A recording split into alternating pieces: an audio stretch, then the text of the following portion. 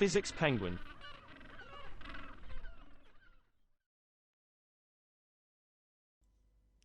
Hello and welcome to Physics Penguin. This week we will be looking at what happens when several forces act on the same object. Quite a lot of this topic is for higher tier students only. In general, if the math gets difficult, then only higher tier students need to worry. Let's have a look at a family photograph. It was a windy day on the ice and Cousin Patrick nearly fell over. But why? Well, let's add arrows to represent the forces on Patrick. There are at least 4, and we can add them to the picture as arrows that start at his centre of mass and point in the direction of each force. Remember that forces are vectors. The first thing we can add to the picture is Patrick's weight. Let's draw an arrow from his middle straight down. The length of the arrow represents how much weight he has. Patrick isn't falling through the ice though, so something must be pushing him up. The force of the ice on Patrick is called a reaction force. It will be the same size as his weight, but in the opposite direction. So let's add an upwards arrow to the diagram starting from the same place. The wind was blowing from left to right, so that's why Patrick is leaning into it like that. This force is less than his weight, so we need a shorter arrow, but it goes from his centre of mass to the right, trying to push him off the picture. Patrick didn't get pushed off though, so there must be another force pushing him from right to left. This is another reaction force caused by him gripping the ice with his little webbed feet. We can show it as a 4th arrow to the left that is the same length as the right hand arrow.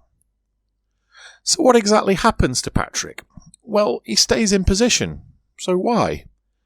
Well, the forces on him all sort of cancel out.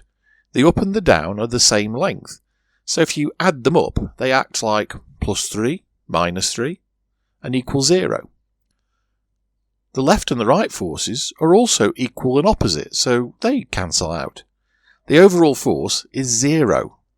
This is called the resultant force. Resultant just means overall force. But what if the ice was extra slippy? Well, in that case, the reaction force to the left wouldn't be big enough to cancel out the wind force, and Patrick would start to slide to the right. Oh, look out, Patrick! Oh well. Now this is my hot air balloon. So how does it work? It's a still day with no wind. Imagine if the balloon weighs 9,000 newtons. Sounds like a lot, but it's a big balloon. We can show that as an arrow pointing down. That is 9,000 units long. What makes a hot air balloon fly? Well, hot air. This gives a force called lift or upthrust.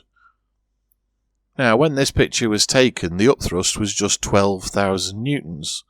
So we can show that by adding an arrow 12,000 units long from the centre of mass of the balloon upwards. Notice that the centre of mass is just above the basket. The top of the balloon doesn't have much mass. Most of it's in the basket, so that's why it's not really the middle of the balloon. What happens to the balloon now? Well, the down arrow is 9,000 newtons and the up arrow is 12,000 newtons. So we just sort of add up the opposite forces. 12,000 up and 9,000 down acts like 3,000 newtons up. So that is the resultant force. 3,000 newtons up means the balloon will accelerate upwards for now. So what happens if forces aren't acting up, down, left and right? Well, it gets a bit tricky. Have a look at this. The human cannonball is pointing in the direction he is going when he gets shot out of the cannon. However, almost straight away that direction will change. Let's have a look at the forces a little bit closer.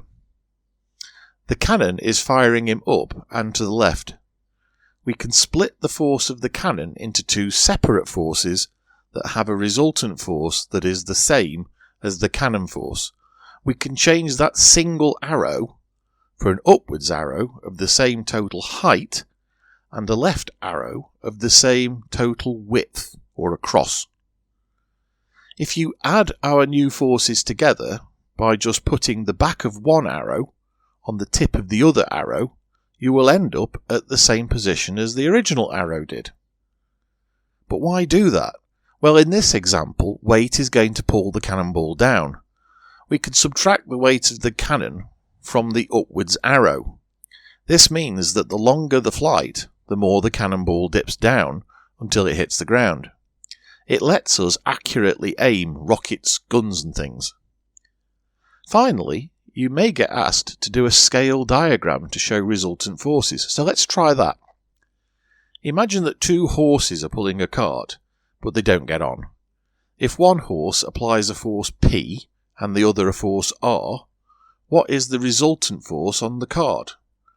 Well, if you look at the dotted lines, they show what R looks like if you add it to P, and what P looks like if you add it to R. Either way, we could start at the cart and end up at the same point. The resultant force here is Q, which acts from the starting point and goes straight to the finish as one continuous line. I think it's time to have a go at some resultant force questions now. So pause the video and try the worksheet that's linked in the description. When you're done, we'll go through it. Just pause the video now.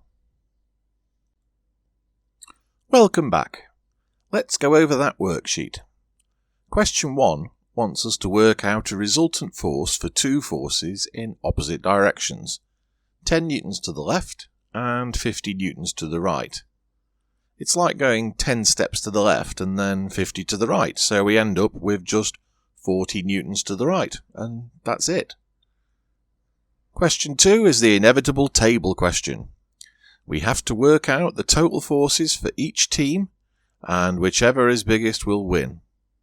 In line 1, we've got 50 plus 40 plus 30, which is 120 newtons for team A, while 30 plus 40 plus 40 is 110 newtons for team B. So team A wins. In line 2, 25 plus 35 plus 45 is 105 newtons for team A, while 50 plus 30 plus 30 is 110 newtons for team B. So team B wins. In line 3, 3 lots of 30 are 90 newtons for team A, but team B has 25 plus 35 plus 45, which is 105. A crushing victory for team B. In line 4, 32 plus 37 plus 35 is 104 newtons for team A, with 33 plus 35 plus 37, 105 newtons for team B. Team B on a roll. And in the final line, we have 41 plus 26 plus 34, 101 for team A, but 38 plus 32 plus 33 is 103 for team B. Another close win for the mighty bees. Question 3 is all about labelling and the length of arrows. First, your force arrows should start at the middle of the submarine, the centre of mass. Weight should be down and up thrust is up. Sometimes there's a clue in the question, isn't there? The question says the sub is diving, so the down force must be bigger than the up force. So draw the down arrow a bit longer than the up. Likewise, thrust is pushing the sub forward to the right, and friction, water resistance or drag will push it to the left. There is a temptation to draw the thrust pushing back from the propellers back there, but don't forget this force pushes us forward. Which is longer, thrust or friction? Well, the question says the submarine is slowing down. So let's draw the friction line a little bit longer off to the left. Well, that's it, penguinlets. Well done if you've completed everything. Subscribe for notification of new videos getting uploaded, and have a look at my other playlist if you have the time. Keep safe all. This is Physics Penguin saying ta-ta.